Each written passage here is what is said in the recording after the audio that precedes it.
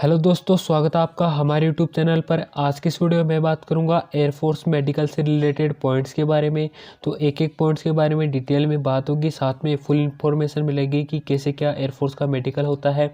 तो वीडियो को पूरा देखना, कहीं पर भी स्किप मत करना। और यदि चैनल को सब्सक्राइब नहीं हो तो चैनल को सब्सक्राइब कर लेना। तो शुरू करते हैं आज का वीडियो। तो 6 से 6:30 के बीच से सभी कैंडिडेट अपने मेडिकल सेंटर पर रिपोर्ट करना स्टार्ट कर देते हैं और 6:30 बजे से आपकी एंट्री स्टार्ट हो जाती है। लगभग 45 कैंडिडेट का रिपोर्टिंग होता है, लेकिन उसमें से 42 से 43 कैंडिडेट ही रिपोर्ट करते हैं, क्योंकि कुछ कैंडिडेट ऐसे होते हैं जो किसी और वैकेंसी में सिलेक्ट हो जाते हैं और मेडिकल देने नहीं जाते हैं। और कुछ कैंडिडेट ऐसे होते हैं जो कि नंबर कम होने की वजह से वहाँ पर नहीं जाते हैं। जैसे ही आपकी एंट्री होती है, आपका चेस्ट नंबर अलॉट किया जाता है और आपको कुछ फॉर्म फिलअप करवाए जाते हैं। फॉर्म फिलअप में आपका डॉक्यूमेंट वेरिफिकेशन भी वहीं पर हो जाता है। सबसे पहले आपको 15-15 के ग्रुप में डिवाइड कर दिया जाता है और आपको कपड़े उतारने के लिए बोला जाता है। इसके बाद आपका ब्लड टेस्ट चेक किया जाता है। तो ब्लड टेस्ट में आपको शुगर लेवल चेक किया जाता है कि आपको डायबिटीज़ की प्रॉब्लम तो नहीं है।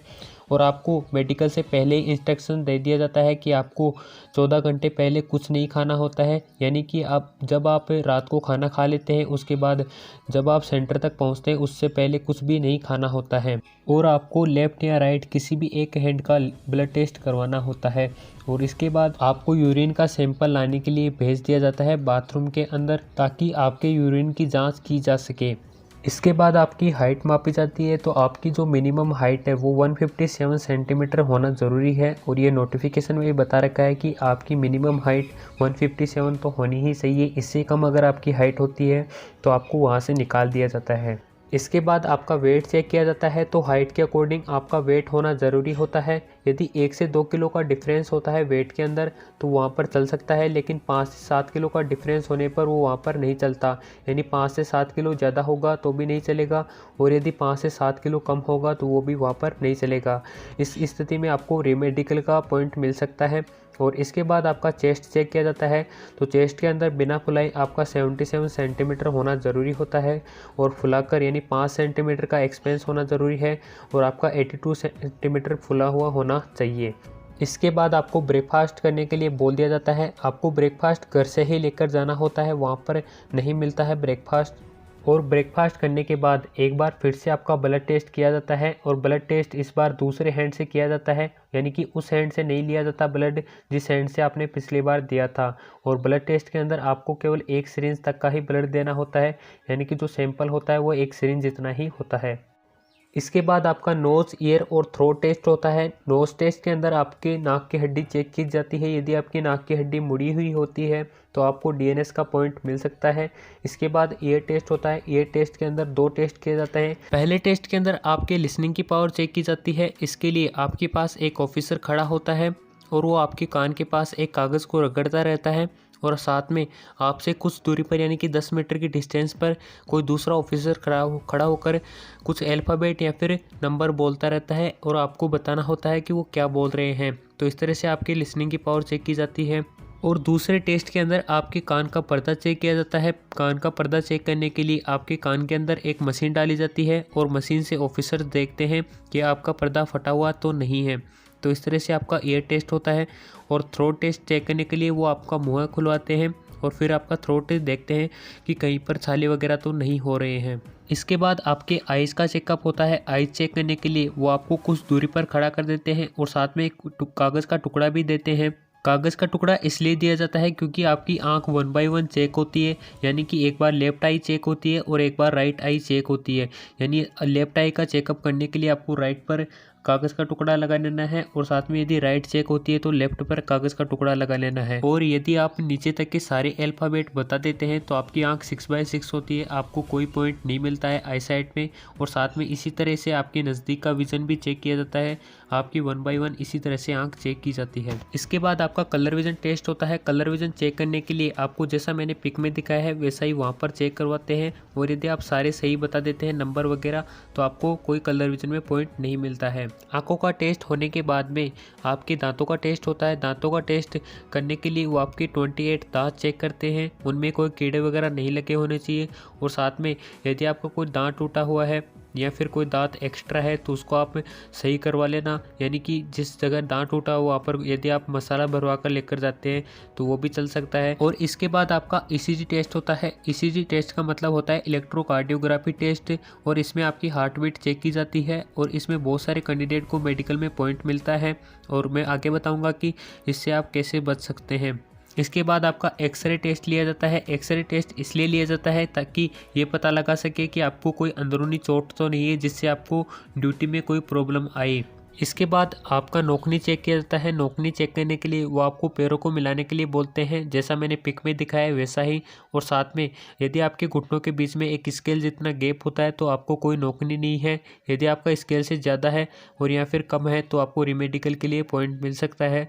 जबकि कुछ सेंटर पर आपको एक्सरसाइज वगैरह भी करवाई जाती है ताकि वो आपको एक्सरसाइज के अंदर देख सके कि आपके नोकनी है या फिर नहीं। और इसके बाद आपको एक लाइन में खड़ा किया जाता है और उसके बाद आपको हाथों को मिलाना होता है। हाथों को मिलाने पर यदि आपकी कोहनियाँ टच होती है तो आपको हैंड में पॉइंट मिल सकता है। यदि कोहनियाँ टच नहीं होती है तो आपको कोई पॉइंट नहीं मिलता है हैंड के अंदर।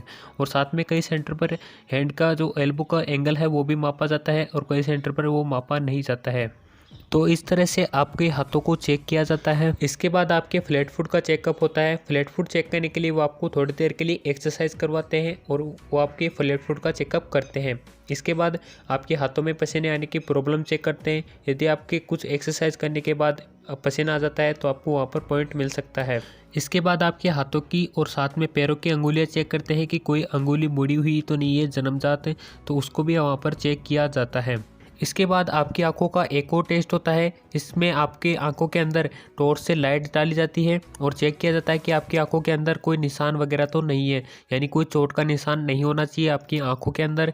और साथ में एक टेस्ट और चेक किया जाता है जिसके अंदर आपकी आंखों के सामने एक पेन को घुमाया जाता है और इसमें आपको जो जिस साइड में पेन घूमता है उस साइड में ही आपके आंखों का जो कॉर्निया होता है उसको घुमाना होता है और इसमें भी बहुत सारे कैंडिडेट आउट हो जाते हैं।